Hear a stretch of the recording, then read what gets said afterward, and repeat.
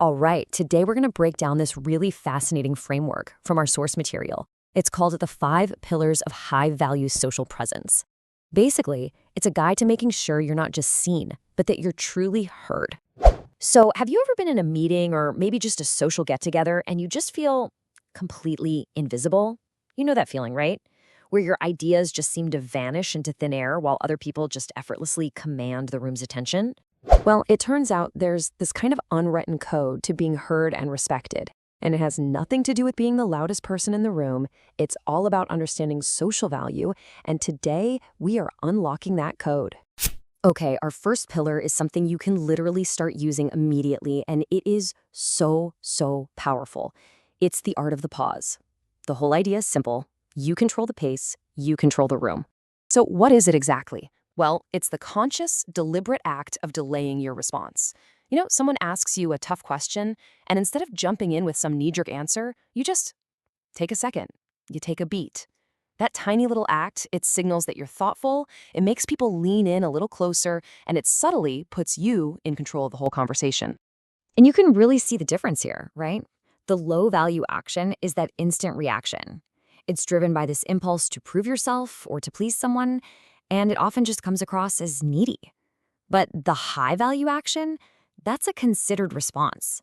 It shifts you from being driven by impulse to being guided by your intellect. And that signals pure confidence. And this really gets to the heart of it, understanding why those super fast responses can actually lower your value. The big takeaway here? Learn to embrace that silence. Seriously, it's way more powerful than you think. Okay, so you're controlling the pace now. You're creating that little bit of space. So what do you do with it? Well, that brings us right to our second pillar, the spine roll. And the key here is all about finding that perfect balance, expressing your opinions firmly without ever tipping over into aggression. This spine roll is basically your ability to just state what you think and what your boundaries are, clearly and directly. And notice the 2 things it avoids: aggression and apology. It's not about attacking anyone, but it's also not about apologizing for your own point of view. It's really just about occupying your space with a calm conviction. Just look at the difference here. It's night and day. The low-value approach, it swings between these 2 unhealthy extremes. Either you're a total people pleaser who avoids conflict at all costs, or you're aggressive and you just create it. The high-value approach, the spine roll, that's the balanced middle path. You're assertive, but you're respectful. You navigate conflict with integrity, and you keep your voice calm and steady the whole time. So this is the essential skill to walk away with on this one, learning how to voice your opinions firmly without ever sounding aggressive. I mean, if you can master that, you're going to earn a really deep and lasting respect. So you're pausing thoughtfully, you're speaking with conviction. Our third pillar, strategic scarcity, is all about what you do when you're not speaking, because your time really is your value. Now, this pillar, it challenges a super common modern belief. Being available 24/7 doesn't make you seem important. A lot of the time, it just makes you seem like you have nothing better to do. Strategic scarcity is the practice of intentionally making your time a valuable and limited resource. And this naturally and subconsciously increases how people perceive your status. The difference in perception here is huge. I mean, the low-value person is always on call. Their availability is just assumed, which signals they don't really have any priorities. But the high-value person, they're purposefully present. Their attention feels earned, not just given away for free. And that signals they lead a life of purpose that goes way beyond this one conversation. It really just comes down to understanding why being always available can absolutely kill your status. So how do you fix it? Simple.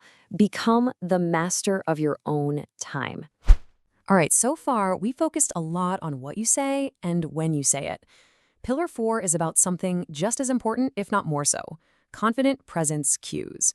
This is all about how you speak without ever saying a single word.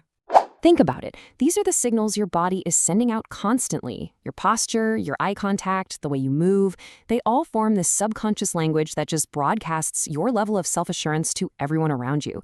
And if you get them right, you can command respect before you even open your mouth.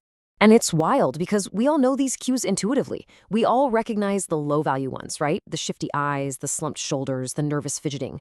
But compare that to the high-value cues: steady, engaged eye contact, an upright, open posture, calm, deliberate movements. the message you send is completely different. So the big takeaway here is just to be a little more intentional with your body. Maintain that eye contact, especially when you're listening to someone. Pull your shoulders back, stand or sit upright, and just notice your gestures. Try to make them purposeful instead of just anxious fidgets. And that brings us to our fifth and final pillar, something most people never even think about, the powerful exit. This is often described as the ultimate sign of high status. Now hold on, a powerful exit isn't about being rude or just abruptly walking away. It's a skill. It's knowing the right moment to end a conversation and then doing it gracefully on your terms. This move solidifies your value and leaves this strong, positive, lasting impression. And you can do it in 3 really simple steps. First, just verbally signal the end. Something like, well, it was really great chatting, but I've got to get going. Second, briefly state a reason. I need to go catch up with a colleague. And third, and this is the most important part, make a clean break. Don't linger, just go. And that's why knowing when to exit is called the ultimate sign of high status. It shows everyone that you are in control of your time, your priorities, and your social interactions. So, there you have it. That's your complete toolkit for building a high-value social presence.